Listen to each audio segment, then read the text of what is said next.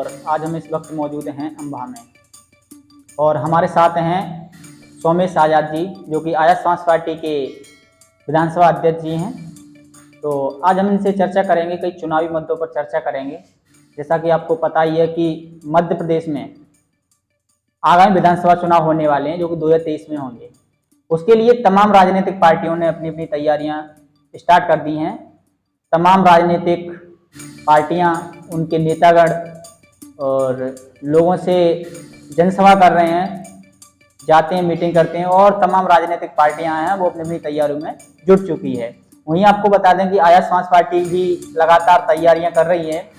आज़ाद समाज पार्टी के राष्ट्रीय अध्यक्ष चंद्रशेखर आज़ाद जी हैं, वो मध्य प्रदेश में लगातार जनसभा कर रहे हैं। उन्होंने अभी मंदसौर में उन्होंने जनसभा के दौरान उन्होंने आह्वान किया था कि आज़ाद समाज पार्टी मध्य प्रदेश की सभी विधानसभा सीटों पर चुनाव लड़ेगी। तो इसी बात पर चर्चा करने के लिए आज हमारे साथ हैं सोमेश आज़ाद जी। तो सर, सबसे पहले तो आपका स्वागत है। धन्यवाद। तो सर, सबसे पहले तो हम आपसे जानेंगे, जैसा कि मध्य प्रदेश में विधानसभा चुनाव होने वाले हैं, उसके लिए हम अम्बा विधानसभा की बात करेंगे। यहाँ पे क्या क्या तैयारी चल रही है आज़ाद समाज पार्टी की? सबसे पहले क्रांतिकारी जय भीम साथियों एवं क्षेत्र की जनता को जय भीम, नमो बुद्धाय, जय कांसी राम, जय मंडल, जय संविधान। और साथियों, जैसे कि आप पूछ रहे हैं कि क्या तैयारियां चल रही हैं, पहले तो जो आज महंगाइयां हैं, महंगाई को लेके हम लोग गांव-गांव अपने टीम का गठन कर रहे हैं, क्योंकि आज महंगाई बहुत ज़्यादा चल रही है। इसलिए गांव-गांव जाकर पूछ रहे हैं लोग बाग परेशान है खाने के लिए। और चुनाव की बात करें तो चुनाव के लिए हम लोग तैयारियां कर रहे हैं। वो तैयारियां कर रहे हैं कि आने वाले विधानसभा चुनाव में आज़ाद समाज पार्टी चुनाव लड़ेगी, क्योंकि हमारे कार्यकर्ता ही हर जगह जा रहे हैं, संघर्ष कर रहे हैं, मेहनत कर रहे हैं, क्योंकि हर एक कार्यकर्ता का खून पसीना बहा रहा है। क्षेत्र की जनता भी देख रही है। उस पसीना को देखते हुए आज़ाद समाज पार्टी चुनाव लड़ेगी, क्योंकि इस पसीने का कोई और फायदा उठाता है और उठाता आया है। ये हर विधानसभाओं में ऐसा ही हो रहा है, क्योंकि क्षेत्र की जनता भोली भाली है।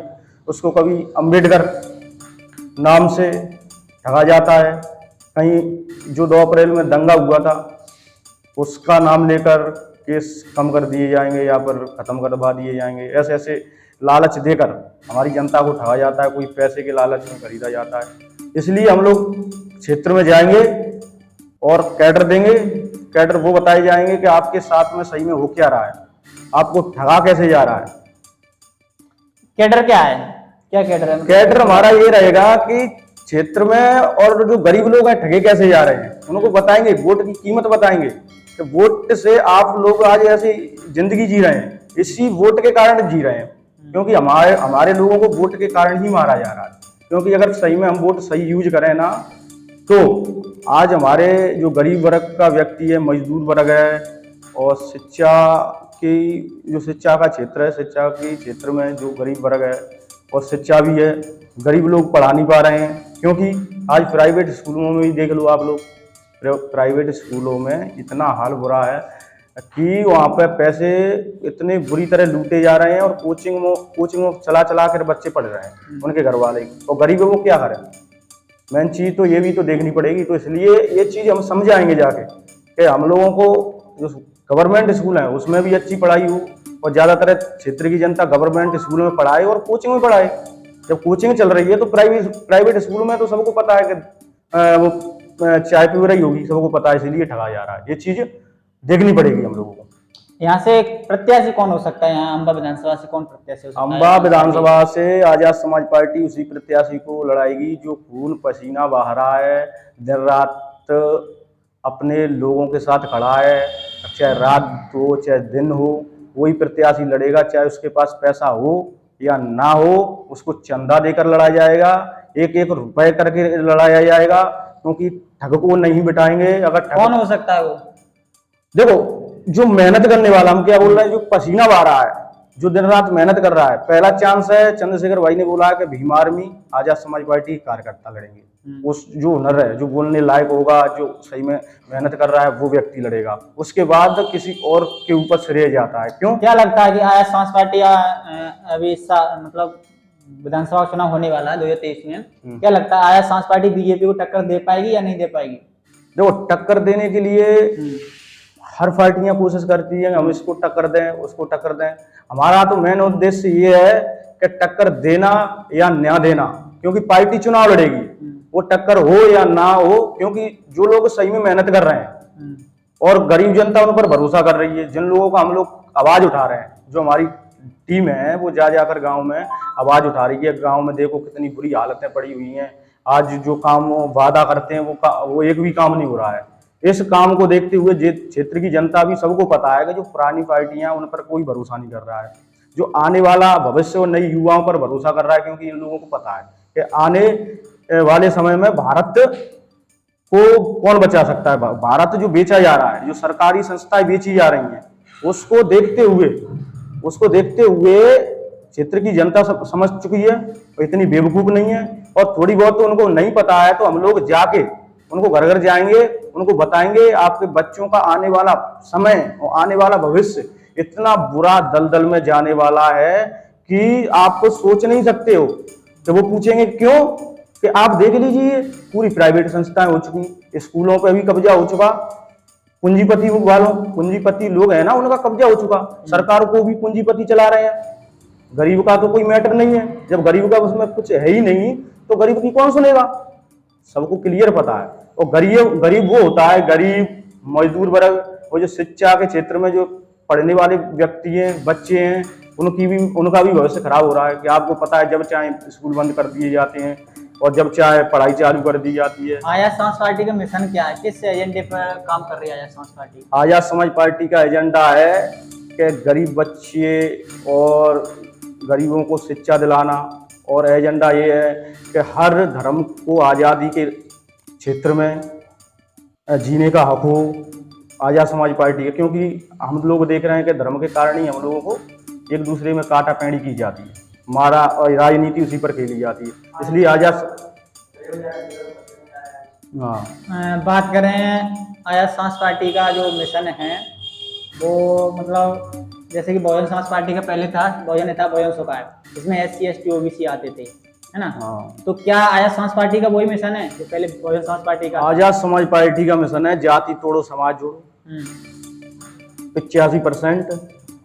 85% में कौन कौन आता है? 85% में ST SC OBC माइनॉरिटी, ये लोग आते हैं। और ये मिशन है क्योंकि इन लोगों के हाथ में अभी सत्ता नहीं आई। सबको पता है कि जो सामान्य वर्ग है वही सत्ता कर रहा है। हम लोग वो सत्ता हाथ में लेके दिखाएंगे, सबको, भारत की जनता को दिखाएंगे। हम लोग पहले हमारे राजा महाराजा हुआ करते थे, कितनी अच्छी तरीके से चलाते थे सत्ता को, और सत्ता को इतनी अच्छी तरीके से ये लोग चलाएंगे ST ST OBC, क्योंकि इन लोगों ने पहले चला के रखी है।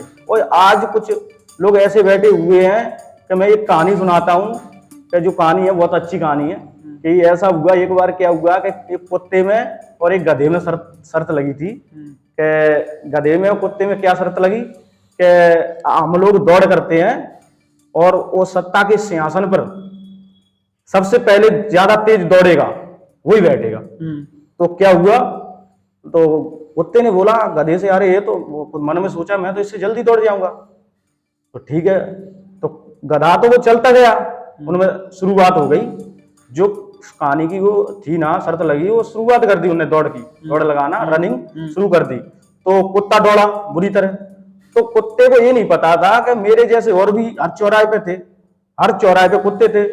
तो कुत्ते भौंक भौंक के उसको, अब वो कैसे भी परेशानी करके कुत्ते ही उसको, उसकी जाति के, उसकी बिरादरी के, उसको निकलने नहीं दे रहे। उस चौराहे से निकला तो दूसरे चौराहे पे उसी की बिरादरी वाले थे, वो इसी में लगा रहा पूरा दिन, यही निकल गया। और जब जाके वो पहुंचा वहां सत्ता के सिंहासन पर, तो वहां पे गधा बैठा पाया। तो गधा बैठ गया सिस्टम पे, पूरे पे सिस्टम पे गधा बैठा पाया।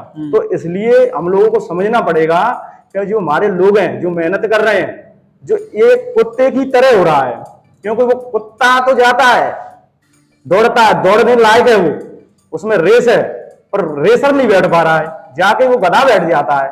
तो ऐसे ही उस गधे को उठा के नीचे लाना है, और उन कुत्तों को भी समझाएंगे भाई तुम यहाँ पे बैठे हो, तुम्हारा ही भाई है, तुम्हारा भाई है, वो जाने की कोशिश कर रहा है, तुम्हारे लिए हक और अधिकार लाने की कोशिश कर रहा है। तो ये चीज हम लोगों को समझनी पड़ेगी। ये एक कहानी है, इससे बहुत कुछ सीखने को मिलता है। इसलिए क्षेत्र की जनता से मैं छोटी सी मैसेज दिया है कि इसको समझे, कुत्ता ना समझे कोई, क्योंकि कुछ लोग समझने लगते हैं कि हमको एग्जाम्पल दिया है। ये एग्जाम्पल है, एक उदाहरण है समझने के लिए। ये उदाहरण इसलिए दिए जाते हैं कि अगर हम लोग उदाहरण नहीं देंगे तो हम लोग नहीं समझ पाएंगे, क्योंकि हमारे क्षेत्र की जनता इतनी डायरेक्टली नहीं, ऐसे ही उदाहरण दे दे के हम लोग कैडर चलाएंगे और क्षेत्र की जनता को समझाएंगे। हमारा आजाद समाज पार्टी का मेन एजेंडा शिक्षा और महिलाओं की सुरक्षा।